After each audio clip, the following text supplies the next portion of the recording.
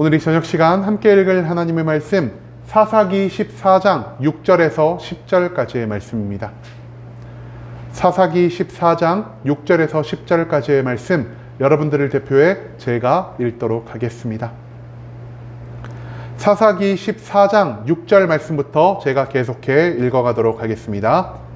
여호와의 영이 삼손에게 강하게 임하니 그가 손에 아무것도 없이 그 사자를 염소 새끼를 찢는 것 같이 찢었으나 그는 자기가 행한 일을 부모에게 알리지 아니하였더라. 그가 내려가서 그 여자와 말하니 그 여자가 삼손의 눈에 들었더라. 얼마 후에 삼손이 그 여자를 맞이하려고 다시 가다가 돌이켜 그 사자의 주검을 본즉 사자의 몸에 벌떼와 꿀이 있는지라. 손으로 그 꿀을 떠서 걸어가며 먹고 그의 부모에게 이르러 그들에게 그것을 드려서 먹게 하였으나 그 꿀을 사자의 몸에서 떠왔다고는 알리지 아니하였더라. 삼손의 아버지가 여자에게로 내려가매 삼손이 거기서 잔치를 베풀었으니 청년들은 이렇게 행하는 풍속이 있음이더라. 아멘. 오늘 이 시간 우리는 두 번째와 두 번이라는 제목을 갖고 오늘 우리가 읽은 하나님의 말씀 함께 나누는 시간 갖도록 하겠습니다. 반복되는 타락 속에서도 여전히 이스라엘을 구원하고자 하시는 하나님의 사랑이 나타난 사사기 14장의 말씀을 갖고 함께 나누는 시간 갖고 있습니다. 오늘 본문 말씀 가운데에서 우리는 삼손에게 발생한 여러 가지 사건들에 대해서 찾아볼 수 있게 될 것입니다. 그렇다면 삼손이 마주했던 일은 무엇이었으며 이 일들 가운데에서 우리가 발견해야 하는 것은 무엇인지 오늘 본문 말씀 한 절 한 절 찾아보며 함께 알아보는 시간 갖도록 하겠습니다.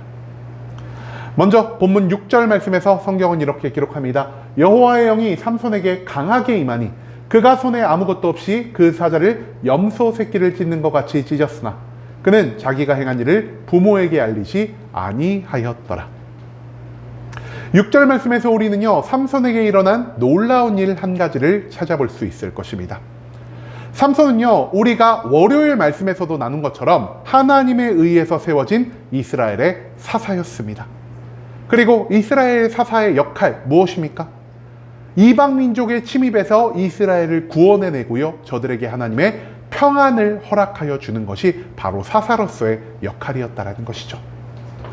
하지만 사사임에도 불구하고 삼손은요 블레셋과 싸워 그들을 물리쳐 이스라엘에게 평강을 가져다 주는 것이 아닌 오히려 블레셋의 여인에게 사랑에 빠져 그저와 결혼하고자 하는 마음을 갖게 되었습니다. 그리고 삼손은요 자기의 부모를 졸라 그 여인과 혼이 나게 해달라고 간청하기 시작합니다. 처음 삼손의 부모는요 그를 나실인으로 키웠으며 그가 반드시 하나님의 놀라운 일을 이룰 자였다는 것을 확신하였기 때문에 삼손의 그 요청을 거절하였지만 삼손이 반복해서 부모에게 계속해 결혼하고자 하는 의사를 밝히자 그 요청에 이기지 못해 그 여인과 삼손을 맺어주기 위해 삼손과 함께 블레셋의 도시 딥나로 내려가는 모습을 보였다라는 것이죠. 그런데요 딥나로 내려가던 중 삼손 일행에게 엄청난 일 하나가 발생합니다. 바로 그 일행을요 건장한 사자가 덮치게 되었다라는 것이죠. 그리고 이 절체절명의 순간 어떤 일이 일어납니까? 하나님이요 하나님의 영을 삼손에게 강하게 임하게 하셨다라는 것입니다. 그리고 이처럼 하나님이 삼손에게 임재하시자 즉 삼손이 성령의 충만을 받자 삼손은 이전에 없었던 엄청난 육체적인 괴력을 자랑하면서요 그 강건했던 사자를 오직 자기의 두 손으로 찢어버리는 엄청난 기적을 만들어냈다라는 것입니다. 즉 성령님이 주시는 능력 안에서 삼손은 처음으로 기적과 같은 괴력을 행사하면서 나와 함께 하신 하나님의 놀라운 능력을 경험할 수 있게 되었다라는 것, 그것을 우리는 이 6절 말씀에서 찾아볼 수 있게 된다라는 것이죠. 그 다음 이어진 7절 말씀에서 성경은 이렇게 기록합니다. 그가 내려가서 그 여자와 말하니 그 여자가 삼손의 눈에 들었더라. 7절 말씀에서 우리는 여전히 정신을 차리지 못하는 삼손의 모습을 찾아볼 수가 있겠습니다.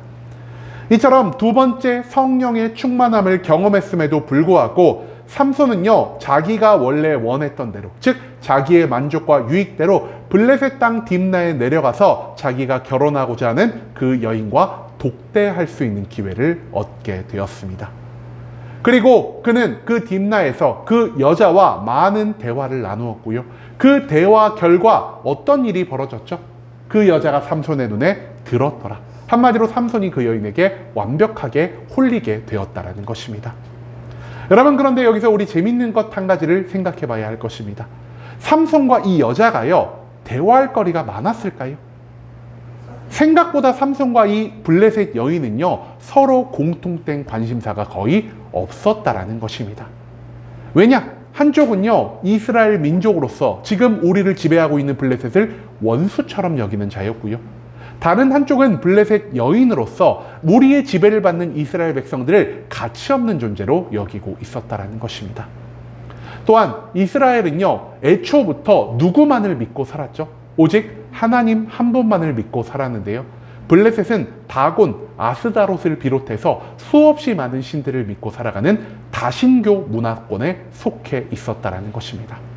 한마디로 그들이 자라온 환경이 너무나 달랐고요. 그들의 생각이 너무나 달랐기 때문에 그들은 무언가 진중한 대화, 그들의 마음을 터놓고 하는 대화를 할 수가 없었다라는 것이죠. 그럼에도 불구하고 삼손이 이 여인과 대화 끝에 이 여인을 마음에 쏙 들어했다라는 말이 왜 나오는 것이냐?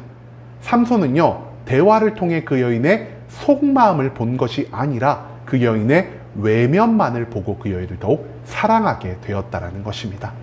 한마디로 멀리서 그녀를 보았을 때보다 가까이서 그녀를 보았을 때 그녀의 외모를 더욱 사랑하였기 때문에 삼손은 계속해서 하나님의 명령을 어기고 자신의 만족과 유익을 위해 이 원수된 블레셋 여인과 혼인할 마음을 더욱더 강하게 가지게 되었다는 사실, 그것을 우리는 이 7절 말씀 가운데에서 찾아볼 수가 있다는 것입니다. 그리고 8절과 9절 말씀에서 성경은 이렇게 기록합니다. 얼마 후에 삼손이 그 여자를 맞이하려고 다시 가다가 돌이켜 그 사자의 주검을 본즉 사자의 몸에 벌떼와 꿀이 있는지라. 손으로 그 꿀을 떠서 걸어가며 먹고 그의 부모에게 이르러 그들에게 그것을 들여서 먹게 하였으나 그 꿀을 사자의 몸에서 떠왔다고는 알리지 아니하였더라. 이 8절과 9절 말씀에서 우리는요, 삼손이 하나님 앞에서 범한 첫 번째 죄가 무엇인지를 찾아볼 수 있게 될 것입니다.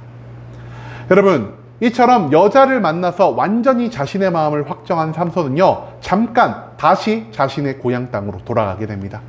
그리고 그 장소에서 결혼을 위한 준비를 어느 정도 마친 다음 다시 그 여인을 만나기 위해서 블레셋 땅 딥나로 향하게 되었다는 것이죠. 그런데 그 딥나로 내려가던 중 삼손의 눈에 보인 것 무엇이었습니까? 앞서 자기가 부모님과 함께 딥나로 내려갈 때 자기들을 습격하여 성령님이신 능력으로 자기가 맨손으로 찢어 죽인 그 사자의 시체에서요, 벌떼와 벌집을 발견하게 되었다는 것입니다. 이 놀라운 광경을 목격한 삼손은요, 그 사자의 사체에서 만들어진 벌집을 부숴 그 꿀을 떠서 맛을 보았고요, 그 꿀이 굉장히 맛있다는 것을 깨달은 다음 그 꿀을 퍼서 다시 자기의 고향으로 돌아가 부모님에게 이 꿀을 맛보게 해주는, 어찌 보면 굉장히 효자 같은 모습을 보였다는 것입니다. 그런데 문제는요, 이것이 삼손이 가진 정체성을 해하는 일이었다는 것이죠. 여러분, 삼손은요, 하나님에 의해서 사사이자 나실인으로 세워진 존재였습니다. 그런데 우리가 앞서 나눴죠. 나실인에게는 세 가지의 조건이 있는데요. 이 세 가지의 조건 중 하나가 무엇이냐? 시체, 즉 부정한 것을 만지지 않아야 할 것이고요. 이 세상의 모든 생명체의 생사화복을 주관하신 분이 하나님임을 인정하며 살아가야 하는 것이 바로 이 나실인의 모습이었다는 것이죠. 그런데 지금 삼손 어떻게 하고 있습니까? 앞서서는요, 하나님이 주신 그 괴력을 통해서 단순히 사자를 멀리 쫓아보내는 것이 아니라 자신의 힘을 드러내고 자신의 힘을 시험하기 위해서 사자를 맨손으로 찢어 죽이며 하나님 앞에 시체를 만지는 죄를 범하였고요. 두 번째는 그 사자의 시체에서 자라난 벌꿀과 그 꿀을 만짐으로 인해서 사체, 즉 부정한 시체를 만지지 말라는 하나님의 명령을 다시 한번 어기는 모습을 보였다는 것입니다. 또 우리는요, 오늘 본문 말씀 가운데에서 이 두 가지 사건에 대한 공통점을 찾아볼 수 있는데요. 삼손은 사자를 맨손으로 찢어 죽일 때에도, 그리고 이 꿀을 떠서 부모님에게 갖다 주었을 때도 어떤 일을 하였을까요? 오늘 본문에 나온 것처럼 이 일을 부모에게 알리지 않았다라고 성경은 기록하고 있습니다. 여러분, 삼손은요, 자기가 어릴 때부터 나실인으로 키워진 자라는 것을 알고 있는 사람이었습니다. 그렇기 때문에 삼손은 내가 사체를 만지는 것이 죄가 된다는 것, 내가 어떤 생명체를 내 힘으로 죽이면서 내가 사체를 만들어낸다는 것이 나의 삶에 있어 죄악된 행위라는 것을 모두 알고 있었다는 것입니다. 하지만 삼손은 생각합니다. 나의 부모가 멋대로 나를 나실인으로 키웠을 뿐 나는 하나님 앞에서 나실인으로 성장하고 싶어 하지 않았다라고 말이죠. 한마디로 그는 나실인 삶을 별 대수롭지 않게 생각하는 이러한 모습을 보였다라는 것입니다. 하지만 부모님에게 이 사실을 들키기 싫었기 때문에, 부모님을 실망시키지 않고 싶었기 때문에 부모님에게는 마치 내가 나실인의 삶을 온전히 유지하는 것처럼 그 부모를 속이며 그 부모에게 이 사실을 알리지 않는 이런 모습으로 인해 하나님 앞에 큰 죄를 범하고 있는 삼손의 모습을 우리는 이 8절과 9절 말씀 가운데에서 찾아볼 수가 있다는 것입니다. 그리고 마지막 10절 말씀에서 성경은 이렇게 기록합니다. 삼손의 아버지가 여자에게로 내려가매 삼손이 거기서 잔치를 베풀었으니 청년들은 이렇게 행하는 풍속이 있음이더라. 이 10절 말씀에서 우리는 블레셋 땅에서 벌어진 삼손의 혼인잔치의 시작을 찾아볼 수 있게 될 것입니다. 죽은 사자 몸에서 난 꿀 사건 이후 삼손과 그 아버지는 다시 한번 블레셋 땅 딥나로 내려가서 삼손의 혼인을 확정짓고요, 그 자리에서 잔치를 열기 시작합니다. 그리고 이 혼인잔치 가운데에서 삼손은 또 한 번의 죄를 범하게 되었다는 것이죠. 여러분, 나실인으로서 지켜야 할 또 한 가지의 규칙 무엇이었습니까? 포도나무에서 난 모든 것을 먹지도 말아야 하고요, 마시지도 말아야 한다는 것입니다. 한마디로 내가 세상 속에서 발생한 모든 기쁨을 멀리하고 오직 하나님 한 분만을 기뻐하고 즐거워하며 살아가는 것이 나실인에게 주어진 의무였다는 것이죠. 그런데요, 당시 삼손 어느 자리에 있었습니까? 삼손은 지금 혼인잔치의 자리에 있었습니다. 성경은 그가 포도주를 마셨다고 명확히 기록해 있지 않지만 포도주를 마실 수밖에 없는 그 상황 가운데 놓인 것이 바로 삼손이었다는 것이죠. 당시 혼인잔치는요, 대략 일주일 동안 이어지는 것이었고요, 그 일주일 정도 되는 시간 가운데에서 가장 많이 사용되는 것이 바로 사람을 취하게 하고 사람을 즐겁게 할 수 있는 포도주였다는 것입니다. 심지어 삼손은 어떤 자격으로 그 자리에 있는 것이죠? 결혼식을 주관하는 신랑의 자격으로 그 자리에 있는 것이기 때문에 많은 사람들이 자신에게 권하는 술을 피할 수가 없는 위치에 있었다는 것입니다. 그렇기 때문에 삼손은요, 하나님이 말씀하신 이 나실인의 법칙을 어기고 포도주를 입에 대었을 것이라는 생각을 우리가 충분히 해볼 수 있다는 것입니다. 즉, 삼손은 하나님의 기쁨을, 하나님의 영광을 위해 살아가는 것이 아닌 자기의 만족과 자기의 유익을 위해 하나님이 정하신 그 모든 법칙을 깨부수는 모습을 이 10절 말씀 가운데에서 다시 한번 보이고 있다는 사실, 그것을 우리는 오늘 이 본문 말씀 가운데에서 찾아볼 수가 있다는 것입니다. 여러분, 오늘 본문에서 삼손은요, 두 번째로 성령의 충만함을 경험하게 되었습니다. 심지어 이번에 경험한 성령의 충만함을 통해 삼손은 내 육신에서 이전까지 없었던 괴력을 만들어내면서, 아, 하나님이 진짜 살아계신 분이시구나, 하나님은 못 이룰 것이 없으신 전지전능한 분이시구나, 그리고 하나님은 나를 향한 사랑과 계획을 멈추지 않는 분이시구나라는 그 모든 것들을 온전히 깨달을 수가 있었을 것입니다. 하지만 그 성령의 충만을 통해 삼손은요, 자기의 사명에 확신을 갖고 하나님께 순종하는 삶을 선택하는 것이 아닌 어떠한 삶의 모습을 하나님 앞에 보였습니까?